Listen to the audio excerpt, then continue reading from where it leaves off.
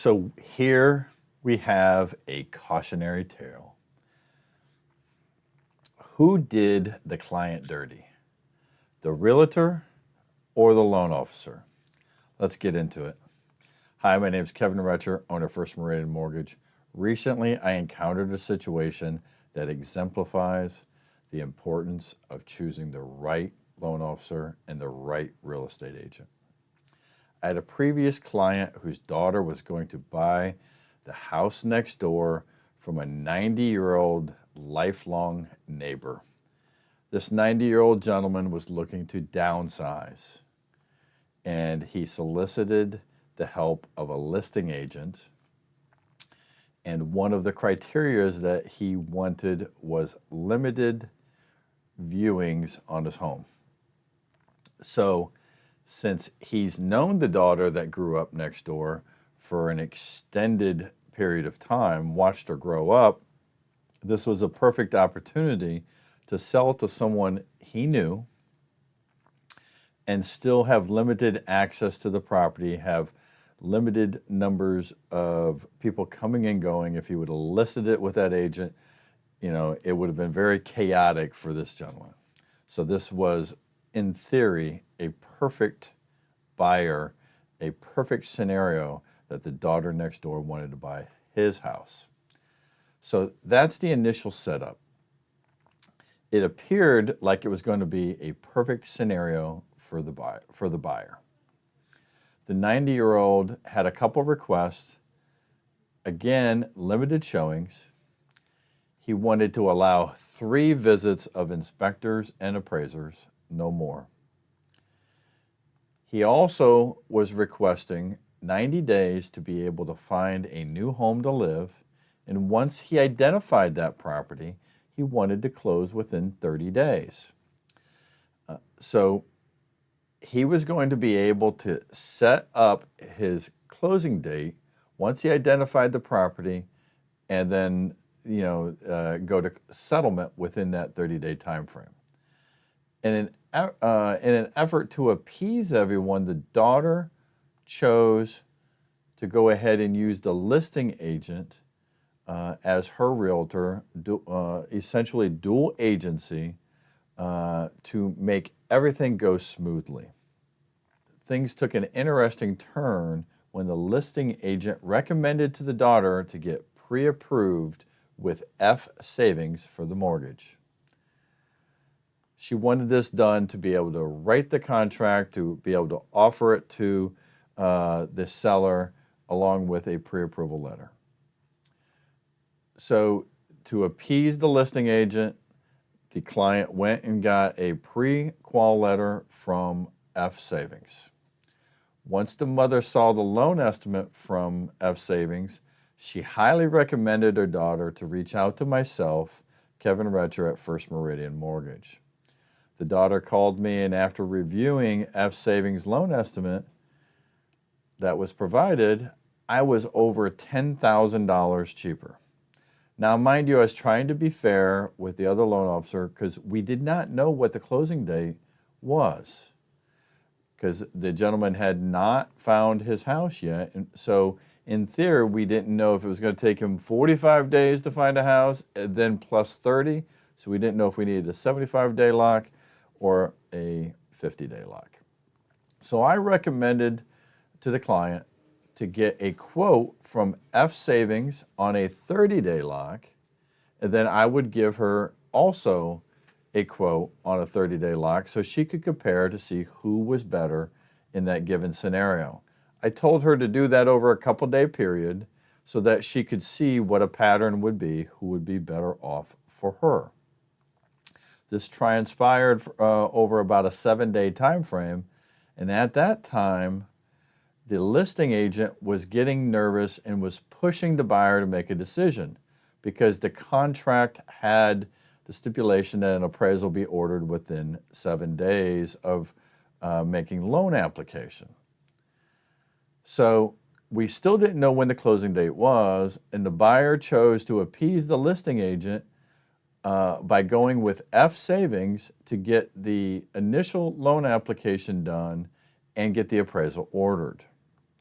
Later, about 30 days later, the client got notice from the seller that he'd found and identified a property and when the closing date was going to be 30 days later. So essentially, the closing was going to be roughly 52 days later. At that point, interest rates had dropped to a lower level, and I highly recommended locking in. So I told the client, check with F Savings, and First Meridian also gave them quotes, and we locked in a very, very, very favorable, better interest rate than when we had initially started the conversation. The client at that point wanted to switch to First Meridian Mortgage. Here's the dilemma, and the critical problem emerged. The buyer attempted to lock with us, which was not a problem, and we requested F Savings to transfer the appraisal so that she could get the better deal. Here's the rub. F Savings refused to transfer the appraisal, and due to limited property access, the realtor and the seller refused a second appraisal or would not allow us to get a second appraisal. So the buyer was forced to stay with F Savings, the real estate agent's lender of choice.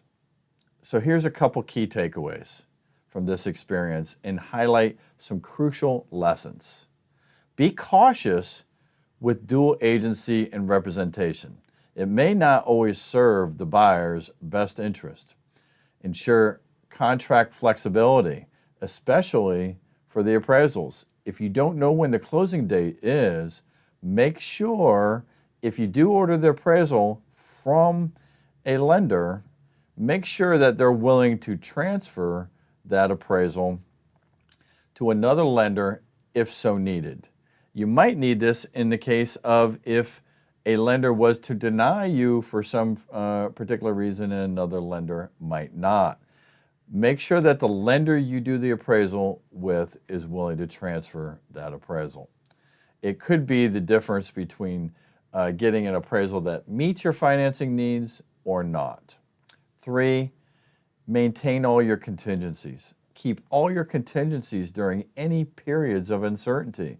If you don't know when the closing date is, make sure you have access to the property just in case you need a new appraisal or another type of inspection. Last but not least, choose a client-focused lender. Opt for lenders who prioritize the client and choose the client's best interest over their own. So in closing, who did the client dirty? The realtor or the loan officer? Here's the thing. There's a little bit of dirt on all the hands within the transaction, excluding First Meridian Mortgage. Did the listing agent know that F Savings would not transfer the appraisal? Did she know that limited access and having an undefined closing date and locking the client into doing those inspections too early could cause a problem with getting financing? Did she know that F Savings had a $10,000 worse deal? These are all recommendations that the listing agent could have made. Did F Savings loan officer say, we do not transfer appraisals, so decide whether or not you want to go with us or not, but you're not going to be able to change later if you can't get another appraisal? Here's the good news.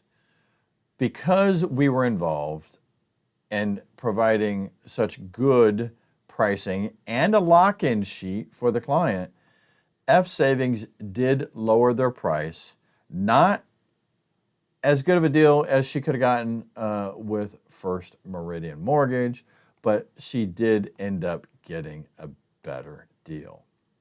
So in the end, I feel that the main culprit was the listing agent, but in the end, it really could have been just the choice of the client to do dual agency and not actually choosing to go with First Meridian in the first place, which had a better deal. In an effort to appease everyone, the client did what the listing agent wanted and ended up paying the price. My name is Kevin Retcher, owner of First Meridian Mortgage. If you'd like to avoid some of these cautionary tales happening to you, give us a call. I'm happy to serve you. To all the Marines out there, I say semper fi. I'll talk to you soon.